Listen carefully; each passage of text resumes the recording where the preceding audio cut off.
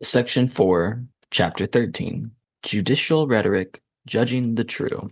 Discussion text, Sir Thomas More, Judges to my Condemnation, 1535. Focus on judicial rhetoric.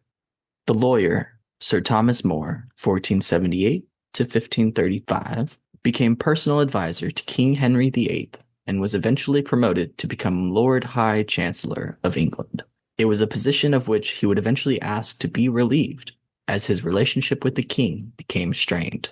Desiring an annulment from Catherine of Aragon, his first wife, Henry declared himself to be the supreme head of the Church of England, a declaration to which More, a devout Catholic, would not publicly assent, because he could not be convicted if he did not explicitly deny the king's claim. More wisely maintained silence on the matter. Solicitor General Richard Rich then testified that in conversation between them, More had denied the king's supremacy. More was imprisoned in the Tower of England and charged with high treason.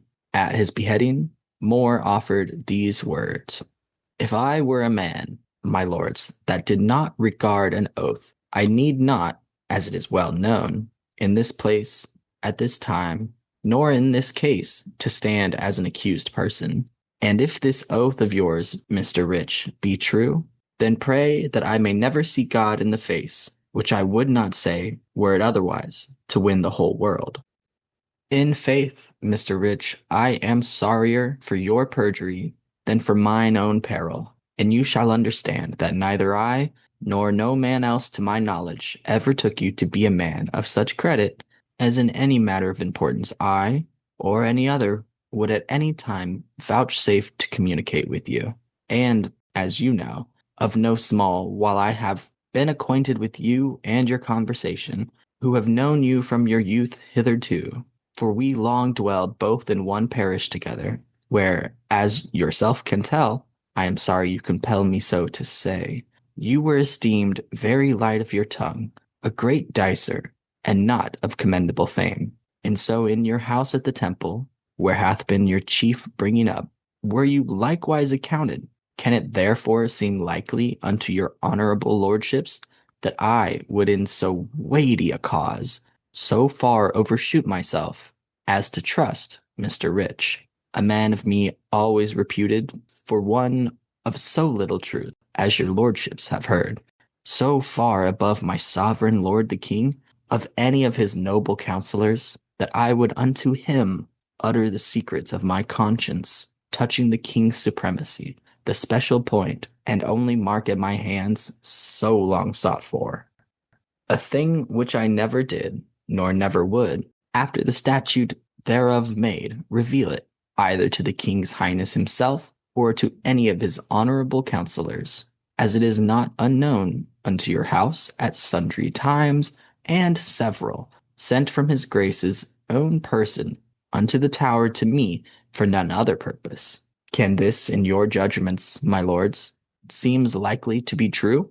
And if I had so done indeed, my lords, as Mr. Rich hath sworn, seeing it was spoke but in familiar secret talk, nothing affirming, and only in putting of cases, without other displeasant circumstances, it cannot justly be taken to be spoken maliciously, and where there is no malice, there can be no offense. And over this I can never think, my lords, that so many worthy bishops, so many honorable personages, and many other worshipful, virtuous, wise, and well-learned men, as at the making of that law were in the Parliament assembled, ever meant to have any man punished by death, in whom there could be found no malice, taking malitia pro malevolentia. For if malita be generally taken for sin, no man is there then that can thereof excuse himself, quia si dextermius quod peccatum non arbimus nosemitibus sedictumus, et veritas in nobis non est. If we say we have no sin, we deceive ourselves, and the truth is not in us. And only this word maliciously is in the statute material, as this term forcible is in the statute of forcible entries, by which statute, if a man enter peaceably, and put not his adversary out forcibly, it is no offense. But if he put him out forcibly, then by that statute it is an offense, and so he shall be punished by this term, forcible.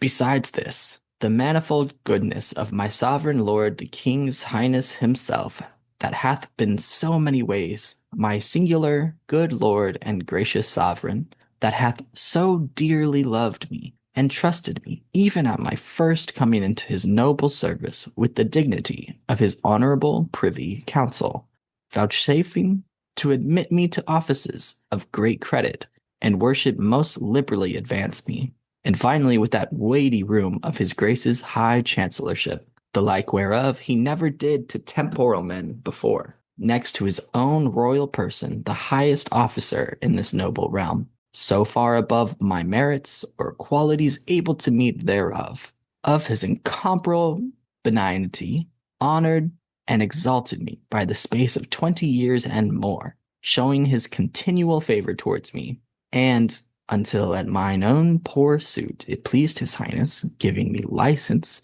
with his majesty's favor, to bestow the residue of my life wholly for the provision of my soul in the service of God, of his special goodness thereof to discharge and unburden me, most benignly heaped honors more and more upon me. All this his highness's goodness, I say, so long continued towards me, were, in my mind, my lords, matter sufficient to convince this slanderous surmise by this man so wrongfully imagined against me.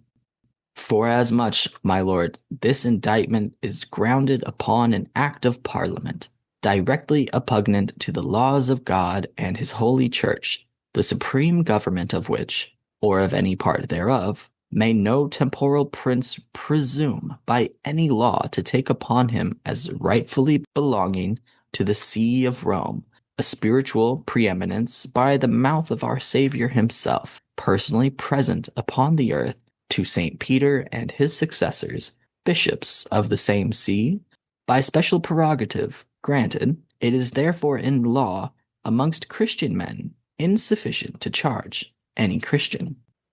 More have I not to say, my lords, but like as the blessed apostle St. Paul, as we read in the Acts of the Apostles, was present and consented to the death of St. Stephen, and kept their clothes that stoned him to death.